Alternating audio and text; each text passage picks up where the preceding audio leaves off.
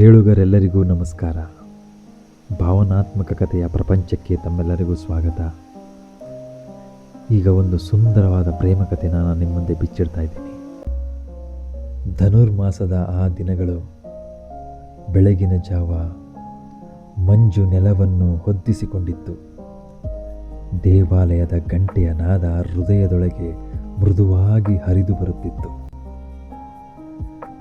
ಗೋಪುರದ ಮೇಲೆ ಕೂತಿದ್ದ ಹಕ್ಕಿಗಳು ಕೂಡ ಪಾವಿತ್ರತೆಯನ್ನು ಕಂಡುಕೊಂಡಿದ್ದವು. ಅರಳಿ ಮರ ಮಾತ್ರ ಶತಮಾನಗಳ ನಂಬಿಕೆಯನ್ನು ಹೊತ್ತುಕೊಂಡು ದೇವಾಲಯದ ಅಂಗಳದಲ್ಲಿ ಸ್ಥಿರವಾಗಿ ನಿಂತಿತ್ತು. ಅವಳು ಪ್ರತಿದಿನ ಅದೇ ಸಮಯಕ್ಕೆ ಬರುತ್ತಿದ್ದಳು. ತಲೆಯ ಮೇಲೆ ತುಳಸಿ ಎಲೆ, ಕೈಯಲ್ಲಿ ದೀಪ, ಕಣ್ಣಲ್ಲಿ ನಿಶ್ಚಲವಾದ ಪ್ರಾರ್ಥನೆ.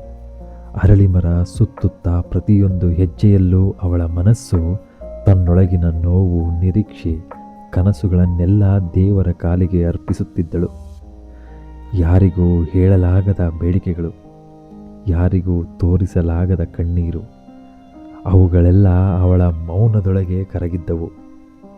ಅವನು ಆ ದಿನ ಅರಳಿ ಮರದ ನೆರಳಲ್ಲಿ ನಿಂತು ಅವಳ ಪ್ರಾರ್ಥನೆಯ ಶುದ್ಧತೆಯನ್ನು ದೂರದಿಂದಲೇ ನೋಡುತ್ತಿದ್ದ.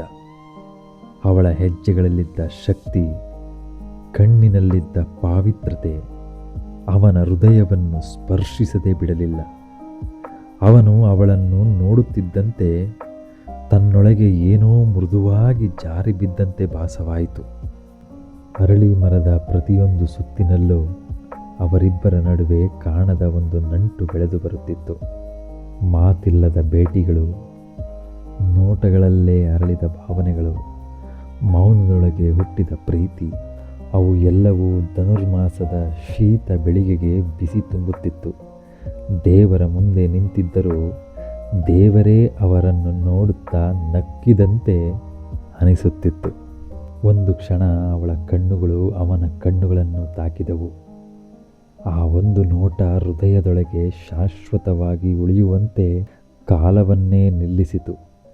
ಅವಳು ನೋಟವನ್ನು ತಿರುಗಿಸಿಕೊಂಡರೂ ಆ ಸ್ಪರ್ಶ ಅವಳ ಮನಸ್ಸನ್ನು ಬಿಡಲಿಲ್ಲ. ಅವನು ನಕ್ಕನು. ಅದು ಪ್ರೀತಿಯ ಘೋಷಣೆಯಲ್ಲ, ಆದರೂ ಅವಳ ಬದುಕಿನ ದಿಕ್ಕನ್ನೇ ಬದಲಾಯಿಸುವಷ್ಟು ಶಕ್ತಿಯಾಗಿತ್ತು. ಅವಳು ಅರಳಿ ಮರ ಸುತ್ತಿ ಮುಗಿಸಿ ಕೈ ಜೋಡಿಸಿ ಕಣ್ಣು ಮುಚ್ಚಿದಾಗ ಅವನ ರೂಪವೇ ಅವಳ ಪ್ರಾರ್ಥನೆಯೊಳಗೆ ಸೇರಿಕೊಂಡಿತ್ತು. ದೇವರ ಮುಂದೆ ಕೇಳಿದ ಬೇಡಿಕೆಗಳು ಈಗ ಪ್ರೀತಿಯ ರೂಪ ಪಡೆದಿದ್ದವೇನೋ. ಅವನು ದೂರದಿಂದಲೇ ಅದನ್ನು ಅರಿತು ತನ್ನ ಮನಸ್ಸಿನೊಳಗೆ ಮೌನ ವಾಗ್ದಾನವೊಂದನ್ನು ಮಾಡಿಕೊಂಡ.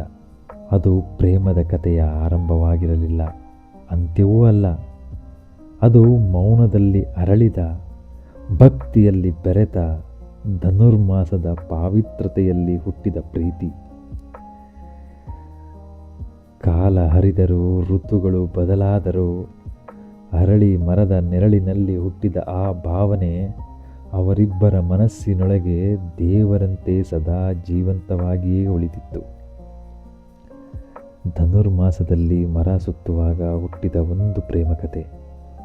ಈ ಕಥೆಯನ್ನು ಕೇಳಿದ್ದಕ್ಕೆ ತಮ್ಮೆಲ್ಲರಿಗೂ ತುಂಬ ಹೃದಯದ ಧನ್ಯವಾದಗಳು. ಈ ಕತೆ ತಮಗೆ ಇಷ್ಟವಾದಲ್ಲಿ ನನ್ನ @ಕಲಾಚಂದನ 1438 ಯೂಟ್ಯೂಬ್ ಚಾನಲ್ಗೆ ಸಬ್ಸ್ಕ್ರೈಬ್ ಆಗಿ, ಲೈಕ್ ಮಾಡಿ, ಶೇರ್ ಮಾಡಿ. ಮತ್ತು ನಿಮಗೆ ಯಾವ ರೀತಿ ಪ್ರೇಮ ಕಥೆಗಳು ಬೇಕು ಅನ್ನೋದನ್ನು ಕಮೆಂಟ್ ಬಾಕ್ಸ್ನಲ್ಲಿ ಕಮೆಂಟ್ ಹಾಕಿ. Thank you very much.